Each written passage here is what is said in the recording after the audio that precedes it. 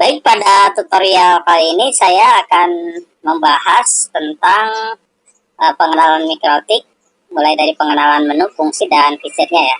Jadi di sini bagi yang pertama kali menggunakan mikrotik tentunya akan sangat belum familiar ya.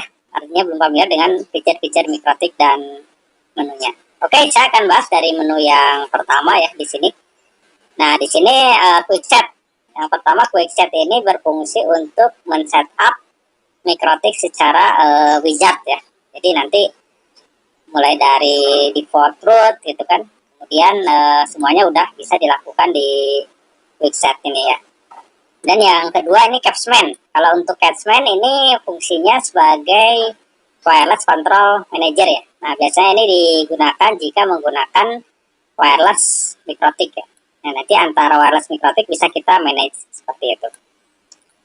Oke, yang ketiga di sini ada menu interface. Nah, ini yang paling penting di sini, menu interface. Yang harus diketahui ini adalah menu untuk kita membuat dan melihat interface mana saja yang ada di mikrotik ya. Seperti contoh ini saya menggunakan mikrotik tipe RB951i. Nah, ini terdapat 5 interface Ethernet card dan 1 wireless. Seperti ini ya, Ether 1, Ether 2, Ether 3, Ether 4, dan Ether 5. Seperti ini ya. Hanya di sini kan saya udah saya rename atau saya lakukan penamaan. Seperti ini. Jadi bisa contoh Ether 1 untuk WAN, kemudian Ether 2 untuk LAN. Seperti itu ya. Kemudian masuk ke menu berikutnya tentang wireless. Nah, ini wireless berfungsi untuk kita men-setting atau istilahnya bisa melakukan internet sharing ke klien menggunakan jaringan wireless. Nah, yang perlu kita setting di sini adalah pertama mulai dari mengaktifkan wirelessnya ya. Secara default kan ini tidak aktif seperti ini. Nah, ini kita akan aktifkan seperti ini.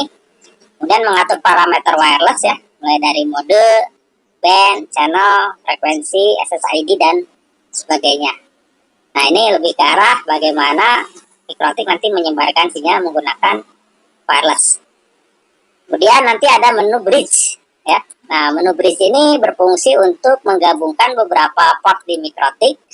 Nantinya bisa dijadikan satu network IP. Contoh misalnya di sini, jadi saya membuat satu yang namanya bridge, namanya LAN ya.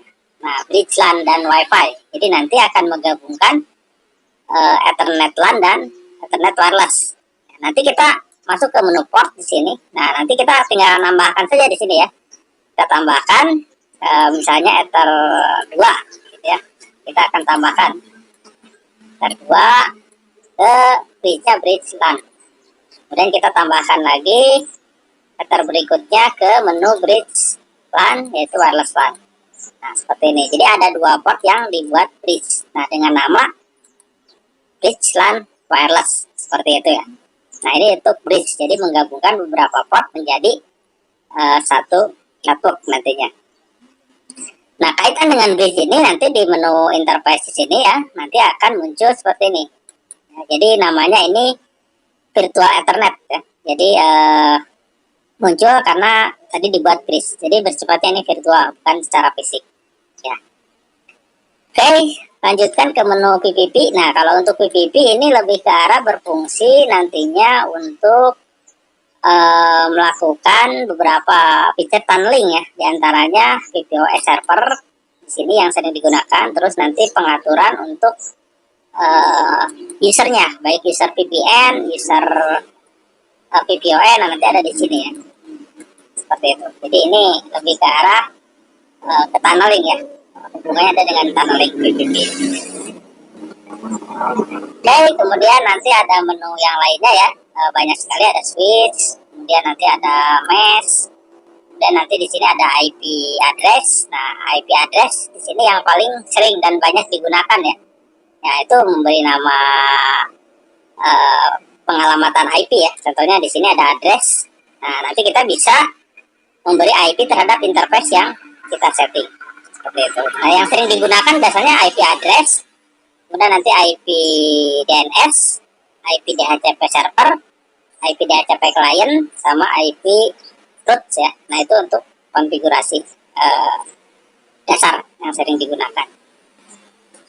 Baik, itu intinya menu-menu utama sebenarnya. Nah, di samping menu-menu yang lainnya. Nah, nanti kita akan bahas kaitannya dengan feature ya, seperti itu.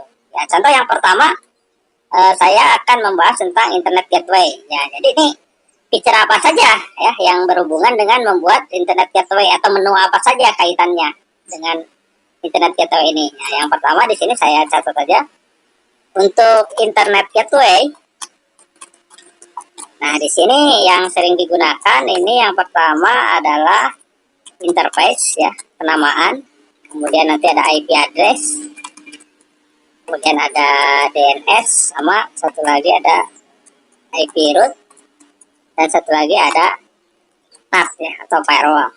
Nah, jadi cara nyetingnya di menu-menu ini sebenarnya yang sering digunakan. Contoh di interface. Nah, di sini kita setting interface mana yang menjadi Internet Gateway. Contohnya misalnya Ether 1 untuk ke WAN. Nah, ini Internet Gateway-nya Ether 1 ke WAN. Jadi kita kasih nama misalnya ini Ether 1 WAN ya. Dan masuk ke IP address ya. Kita tambahkan di sini. Nah, contoh seperti ini kita tambahkan IP-nya 192.168.1.2 mengarah ke Ether 1 WAN. Ya, jadi Ether 1 WAN itu telah dikasih IP address. Itu ya. Kemudian nanti masuk ke IP DNS. Nah, untuk IP DNS ini lebih ke arah bagaimana kita memberikan penamaan domain name system ya, seperti itu. Ini dengan menggunakan DNS dari ISP atau dari OpenDNS. Dan yang berikutnya adalah IP root. Nah, ini IP root fungsinya untuk membuat default root. Jadi ke arah mana internet ini akan diarahkan. Seperti contoh misalnya saya membuat rootnya dengan root static ya. Nah, jadi di sini saya mengarahkan ke IP yang di atasnya atau IP modemnya di sini ya. Nah, maksud dari destination address 00/0 artinya mengarahkan IP ke semua network ya yang ada di internet.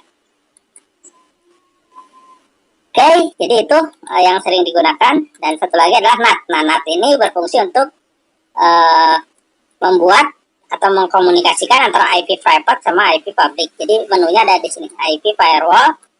Nanti kita pilih adalah NAT. Oke, seperti ini. Jadi nanti parameter yang kita setting tinggal membuat ini sign-nya source NAT, interface-nya ke Ether 1 WAN, ini sumber internetnya. Kemudian nanti action-nya adalah pilih mask QRF. Nah, itu untuk fungsi yang pertama, Internet Gateway ya. Kemudian feature yang berikutnya adalah bandwidth management. Untuk bandwidth management, nah nanti feature atau menu yang sering digunakan adalah di menu queue. Nah, di sini di menu queue nanti ada pilihan simple queue dan ada pilihan queue tree. Kita bisa menggunakan salah satu metode teknik bandwidth management ini. Ya, perbedaannya kalau simple queue nanti kita akan langsung setting saja ya tanpa mendefinisikan mangle. Jadi di sini langsung saja mulai dari namanya apa ya, kemudian target address-nya bisa ke IP address atau ke network address. Seperti itu. Berbeda dengan Q3. Kalau Q3 ini lebih ke arah pendefinisiannya harus menggunakan mangle ya. Dan untuk bandwidth download dan uploadnya kita isi secara manual ya. Oke, di sini karena temanya adalah penjelasan menu dan tidak ada konfigurasi, jadi saya hanya menjelaskan di sini fungsi-fungsinya saja ya. Nanti untuk lebih detail tentang konfigurasi bisa dilihat video-video saya selanjutnya. Oke, selanjutnya firewall. Nah, untuk firewall nanti banyak digunakan untuk kaitan dengan hal blocking situs atau NAT ya seperti tadi. Ini menunya ada di menu IP, nanti firewall. Nah, yang banyak digunakan di sini filter rule. Filter rule ini berfungsi untuk blocking atau drop terhadap paket yang baik paket yang akan diteruskan maupun paket yang nanti menuju ke internet. Seperti contoh ini, saya memblok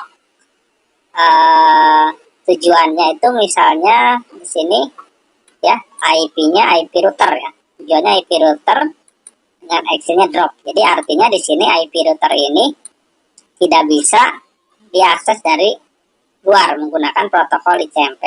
Ini salah satu contoh seperti itu. Jadi bisa memblok untuk keperluan dari luar ke dalam, atau bisa juga dari dalam lokal menuju keluar. Contohnya ngeblok Facebook, YouTube, dan yang lainnya. Kemudian di firewall juga ada NAT ya. Nah, tadi NAT sudah disinggung, fungsinya untuk membuat IP private menjadi bisa berkomunikasi dengan IP public. Terus nanti ada Mangle. Nah, Mangle ini untuk penandaan ya. Nanti berfungsi untuk penandaan. Nanti akan lebih jelasnya di materi tentang Mangle. Kemudian ini IP firewall row juga sama ya. Untuk berfungsi untuk filter row juga. Kemudian yang sering dipakai biasanya di sini ada address list. Nah, address list ini lebih ke arah untuk pengelompokan. Jadi untuk pengelompokan IP di grup ya, seperti ini. Nah, contoh seperti ini, boleh ping. Jadi IP yang boleh ping ke router, IP mana saja gitu ya. Ini bisa kita kelompokkan.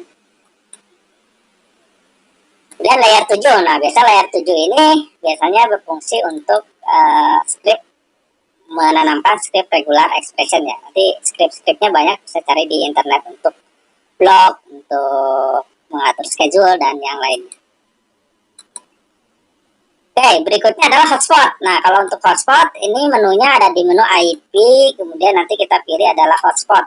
Nah, di sini fungsinya hotspot ini adalah untuk membuat server hotspot ya, dan nanti mendistribusikannya menjadi hotspot server ya. Nah, nanti menunya ada di menu server ya. Nanti kita tinggal pilih di sini hotspot setup ya. Nanti kita pilih interface mana yang akan dijadikan sebagai hotspot ya.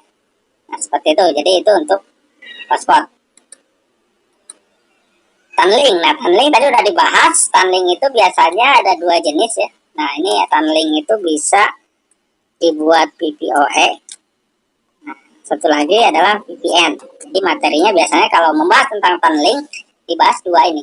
Jadi VPOE dan VPN. Nah, untuk ininya nanti ada di menu sini ya. PPP. Nah, untuk VPOE nanti tinggal pilih ini VPOE, kita tambahkan ya. Nanti kita bikin misalnya namanya apa di sini, VPOE server ya. Nah, kan servisnya VPOE. Nanti di sini kita pilih interface mana yang akan dijadikan VPOE-nya. Sedangkan untuk VPN nanti menunya nanti ada di menu interface ya.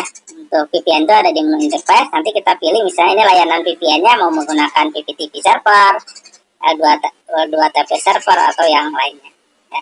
Di sini menu-menunya. Oke, untuk routing terdapat dua jenis, ada routing statik maupun routing dinamik. Nah, menunya ada di menu IP route. Nah, untuk mendefinisikan routing statik nanti kita bisa pilih di sini route ya, kita tambahkan.